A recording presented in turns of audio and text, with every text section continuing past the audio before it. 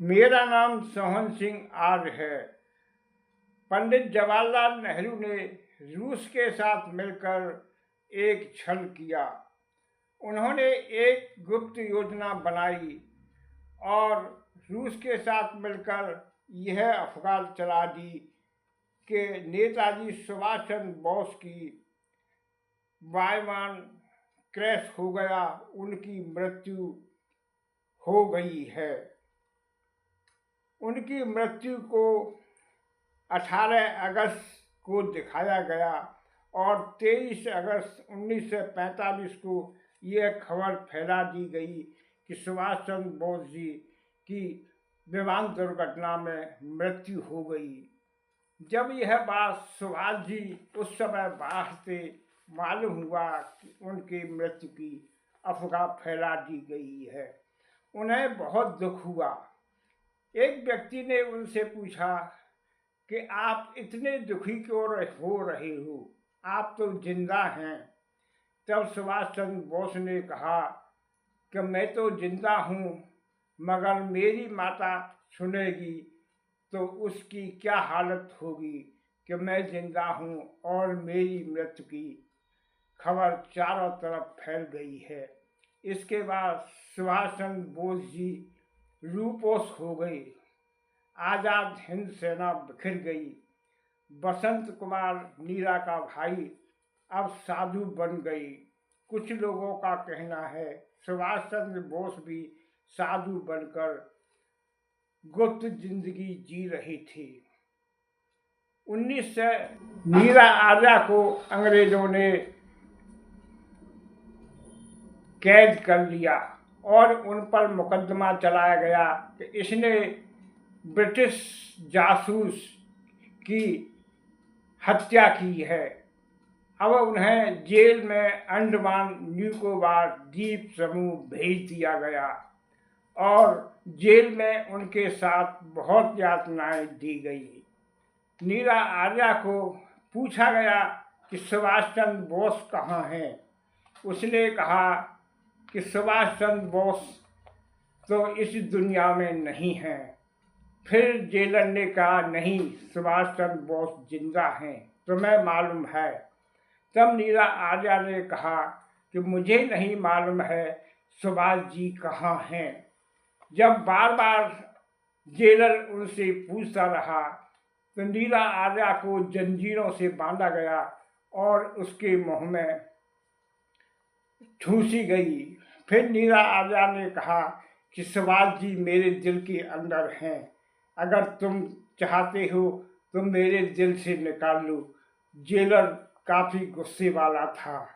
उसने कहा कि ठीक है, हम तुम्हारे दिल के अंदर से सुभाष जी को निकाल लेंगे। नीरा आर्या जंजीरों से बंधी थी। उसके मुंह में कपड़ा ठूस दिया गया और एक इंसान को कहा कि एक बड़ी कैंची लेकर आओ, इसके स्तन काटते हैं। तब कैंची लाई गई और नीरा आर्या के कपड़े हटा दिए गए।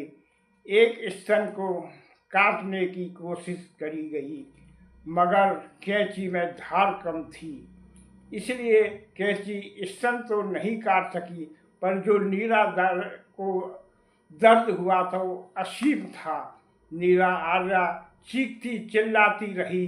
वह लोग निर्मक तरीके से नीरा के स्तनों को काटने की कोशिश करती रही। आखिर में नीरा आर्या बेहोश होकर गिर पड़ी। जब उसे होश आया तो वह जंजीरों से बंधी हुई थी। 15 अगस्त 1947 को देश आज़ाद हो गया। अब नीरा आर्या को अंडमान निकोबार की जेल से रिहा कर दिया गया। अब नीरा आर्या आज़ाद होकर अपने गांव खेकड़ा गई, पर ग्रामवासियों ने उसे ग्राम में न रहने दिया गया।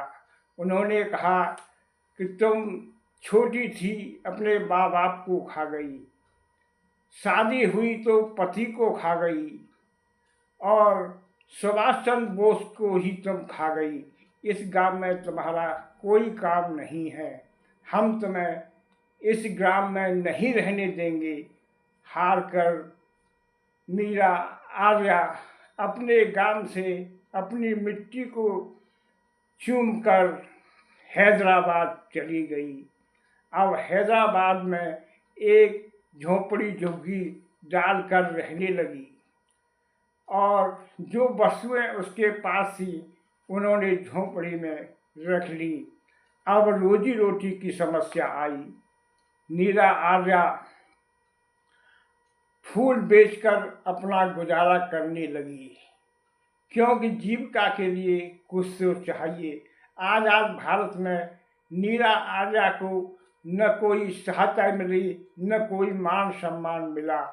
नीरा आर्या सोचती थी कि मैंने अपने देश के लिए अपने पति को भी मार दिया और यह इतनी यातनाएं सही, मगर देश ने मेरे साथ कुछ नहीं किया। मैं दर दर की ठोकरें खा रही हूँ, पर चलो कोई बात नहीं, मैं ईश्वर में विश्वास रखती हूँ, इसलिए मुझे कुछ नहीं चाहिए। अब नीरा आर्या इसी तरह अपनी जीविका चला रही थी। अब कुछ दिन बाद हैदराबाद प्रशासन ने उसकी झोंपड़ी भी तोड़ दी। नीरा आर्या का सामान इधर से उधर फैल गया। कुछ पुस्तकें थीं जो उसने खरीद कर पढ़ती थी।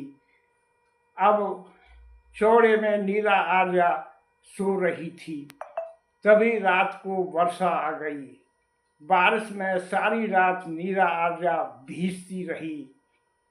जब सुबह हुआ तो किसी ने देखा कि नीरा आर्या बेहोश झोपड़ी के आगे सड़क पर पड़ी हुई है। किसी सज्जन ने हैदराबाद इस्लामिया उस्मानिया अस्पताल में नीरा आर्या को भर्ती करा दिया।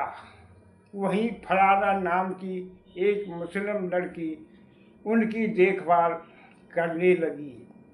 उसी समय उनके गांव के वासी तेजपाल धामा जी को पता चली कि यह नीरा आर्या हैं। उसने कहा, ये तो मेरे गांव की ही हैं जो कलकत्ता में चली गई थी। उन्होंने अस्पताल आकर नीरा आर्या का हाल चाल पूछा और मुस्लिम लड़की से कहा कि कोई बात नहीं है, अब चिंता की बात नहीं है, मैं पूरे अस्पताल में देखभाल हम तुम दोनों करेंगे। मगर होनी को कुछ और ही मंजूर था। नीरा आर्या 26 जुलाई 1998 को इस दुनिया से विदा हो गई। अब नीरा आर्या के पार्थिव शरीर को धामा जी ने मान सम्मान के साथ अंतिम संस्कार करने के लिए भाग दौड़ शुरू कर दी। वह हैदराबाद में पत्रकार थे और एक अखबार के एडिटर थे। उन्होंने अपने लेखों और चैनलों पर नीरा आर्या की खबर चला दी। सभी लोग स्तब्ध थे कि नीरा आर्या इसी शहर में रह रही थी और किसी को पता नहीं था। फिर तेजपाल धामा जी ने राष्ट्रीय सम्मान के साथ नीरा आर्या का अंतिम संस्कार किया और उनके पास जो वस्तुएं प्राप्त हुई थी उन्होंने उन्हें संभाल कर रख लिया। अब नीरा आर्या का अंतिम संस्कार के बाद तेजपाल जी का मन हैदराबाद से उठ गया। उन्होंने फरहाना से कहा कि अगर तुम नीरा आर्या को मान सम्मान दिलाना चाहती हो तो मुझसे शादी कर लो। फिर धामा जी और फरहाना की शादी हो गई। धामा जी ने उसका नाम मधुदामा रख लिया। अब वह हैदराबाद से दिल्ली आ गई और दिल्ली में दैनिक जागरण में तेजपाल धामा जी एडिटर का काम करने लगे। उन्होंने अपने ग्राम खेकड़ा में अपना पुश्तैनी मकान में नीरा आर्या का एक स्मारक बनवाया। नीरा आर्या से जो वस्तुएं प्राप्त हुई थी उन सभी को उसमें रखवाया गया। इस प्रकार धामा जी ने 60-70 लाख रुपए लगाकर नीरा आर्या का स्मारक बनाया और 26 जनवरी 2024 को प्रकाश द्विवेदी जी द्वारा उसका उद्घाटन कराया। द्विवेदी वही हैं जो आचार्य चाणक्य के प्रोड्यूसर और हीरो थे। उनके कर कमलों द्वारा नीरा आर्या का स्मारक का उद्घाटन हुआ। अपने भाषण में चंद्र प्रकाश द्विवेदी जी ने नीरा आर्या के लिए कहा, मेरे लिए बड़े मान सम्मान की बात है जो मुझे नीरा आर्या जी का स्मारक का उद्घाटन करने के लिए बुलाया गया। तब नीरा आर्या जी को धामा जी ने पूरा सम्मान के साथ अपना स्मारक जनता के लिए खोल दिया गया है। कुछ जानकारी मैंने धामा जी के बड़े भाई श्री राजकुमार आर से प्राप्त की थी और कुछ जानकारी मैंने इंटरनेट से निकाली थी।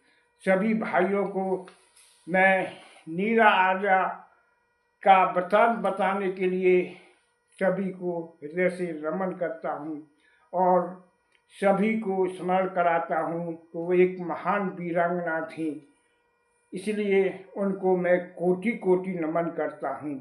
नमस्ते जी। यह वीडियो आपको कैसी लगी कमेंट करें, शेयर करें और चैनल को सब्सक्राइब करें। नमस्ते।